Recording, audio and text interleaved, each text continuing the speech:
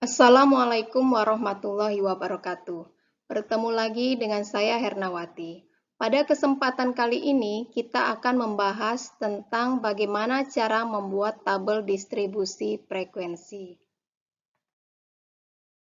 Definisi statistika.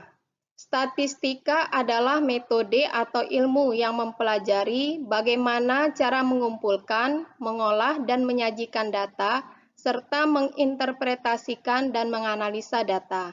Yang akan kita bahas di sini adalah cara menyajikan data dengan tabel distribusi frekuensi. Tabel distribusi frekuensi adalah bentuk tabel yang digunakan untuk menyajikan data yang dikelompokkan dalam suatu interval. Setiap interval mempunyai frekuensi atau banyaknya data. Tabel distribusi frekuensi dibedakan menjadi dua, yaitu tabel distribusi frekuensi tunggal dan tabel distribusi frekuensi berkelompok.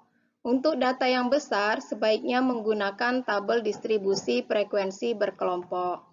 Langkah-langkah untuk membuat tabel distribusi frekuensi berkelompok adalah: 1.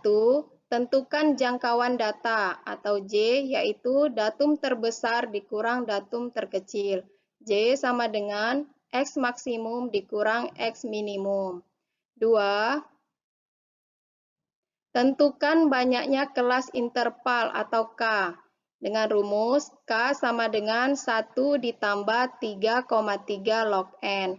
K adalah bilangan bulat dan N adalah banyaknya data. Ketiga, tentukan panjang kelas interval atau P dengan rumus P sama dengan jangkauan per banyaknya kelas atau P sama dengan J per K. Keempat, tentukan batas kelas interval, yaitu batas bawah dan batas atas kelas. Dan kelima, tentukan frekuensi dari setiap kelas. Sekarang perhatikan contoh soal berikut. Sajikan dalam tabel distribusi frekuensi.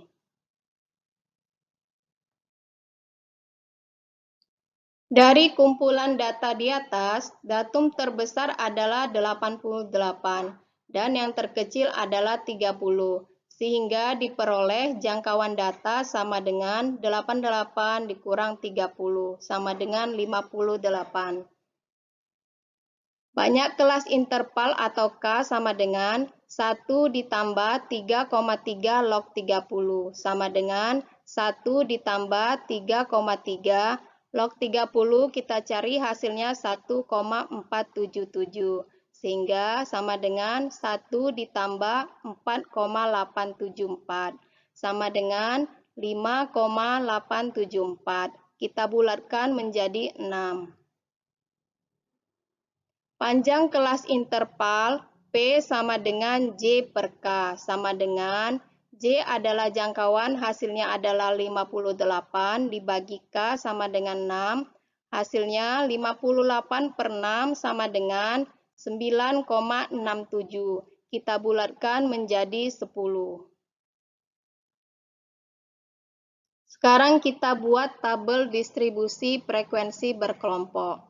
Banyak kelas atau K sudah kita dapatkan 6. Sehingga kita buat tabel dengan baris 6. 1, 2, 3, 4, 5, 6. Kita mulai dari datum terkecil yaitu 30. 30 sebagai batas bawah untuk kelas pertama. Dan panjang kelas atau P sudah kita dapatkan 10. Kita menghitung dari angka 30. Jadi 30, 31, 32, 33, 34, 35, 36, 37, 38, 39. Ada 10 angka.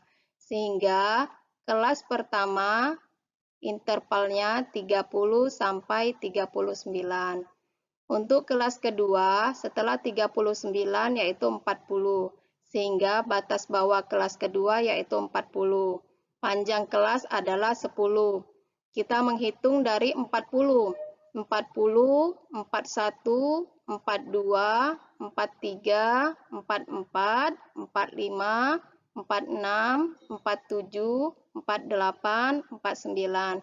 Sehingga interval kelas kedua yaitu 40 sampai 49.